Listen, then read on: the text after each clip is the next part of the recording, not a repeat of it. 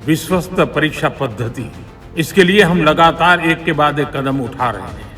देशव्यापी सभी राज्यों में भी और केंद्र में भी शिक्षा पद्धति में सुधार अनिवार्य हो गया है। पेपर लीक करने वाली गैंग, देश के बच्चों के भविष्य के साथ खिलवाड़ करने वाली गैंग, उनको बख्शा नहीं जाएगा। ದೇಶದ ಸ್ಪರ್ಧಾತ್ಮಕ ಪರೀಕ್ಷಾ ವ್ಯವಸ್ಥೆಗೆ ದಶಕಗಳಿಂದ ಕಂಟಕವಾಗಿದ್ದ ಪೇಪರ್ ಸೋರಿಕೆ ಮಾಫಿಯಾವನ್ನ ಮಟ್ಟ ಹಾಕೋದಕ್ಕೆ ಕೇಂದ್ರ ಸರ್ಕಾರ ಮಹತ್ವದ ಹೆಜ್ಜೆ ಇಟ್ಟಿದೆ. ಸಂಸತ್ತಿನಲ್ಲಿ ಸಾರ್ವಜನಿಕ ಪರೀಕ್ಷೆಗಳ ತಿದ್ದುಪಡಿ ಮಸೂದೆ 2026 ಯಶಸ್ವಿಯಾಗಿ ಅಂಗೀಕಾರವಾಗಿರೋದನ್ನ ಪ್ರಧಾನಿ ಮೋದಿಯವರು ಮುಕ್ತ ಕಂಠದಿಂದ ಶ್ಲಾಘಿಸಿದ್ದಾರೆ.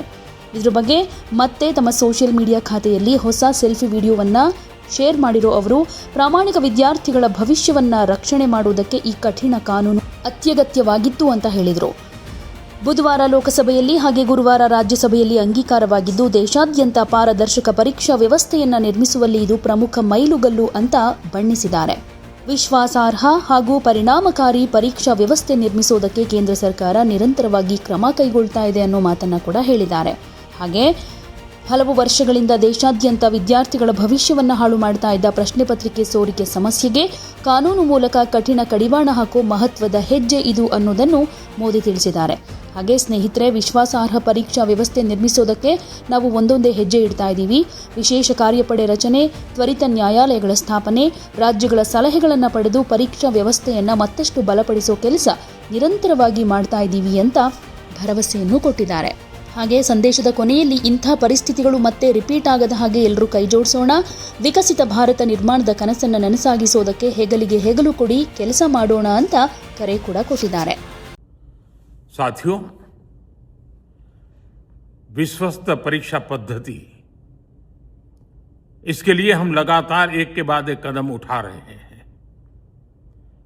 टास्क फोर्स की रचना हो, फास्ट ट्रैक की और रचना हो,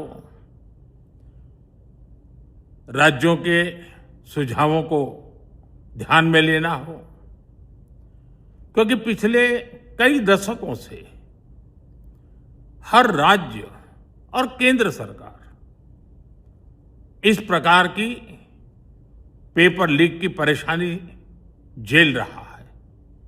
बच्चों के भविष्य को भी इसके कारण संकट पैदा हो रहा है. इन सब को ध्यान में रखते हुए देशव्यापी सभी राज्यों में भी और केंद्र में भी शिक्षा पद्धति में सुधार अनिवार्य हो गया है. टेक्नोलॉजी के भरपूर उपयोग की आवश्यकता हो गई है और साथ साथ फिर से कोई पेपर माफिया, पेपर लीक करने वाली गैंग, देश के बच्चों के भविष्य के साथ खिलवाड़ करने वाली गैंग, उनको बख्शा नहीं जाएगा. इसलिए कठोर कानूनों की भी जरूरत है. हम संसद में बिल लेकर के गए थे और जैसा मैंने आपको वादा किया था, गत 2 दिन संसद के दोनों सदनों ने, अधिकतम माननीय सांसदों ने विस्तार पूर्वक उससे चर्चा की है और आज दोनों सदनों ने इस कठोर कानूनों वाले, प्रावधानों वाले इस बिल को पास कर दिया है. अब विश्वस्त परीक्षा पद्धति की दिशा में जाने में एक महत्वपूर्ण काम पूर्ण हुआ है. काम आगे भी चलता रहेगा. हम ऐसी परिस्थितियों को लंबे समय तक नहीं चलने देंगे. इस विश्वास के साथ साथियों, आइए हम सब मिल करके विकसित भारत के स्वप्न को पूर्ण करने के लिए कंधे से कंधा मिलाकर के चलें. बहुत बहुत धन्यवाद.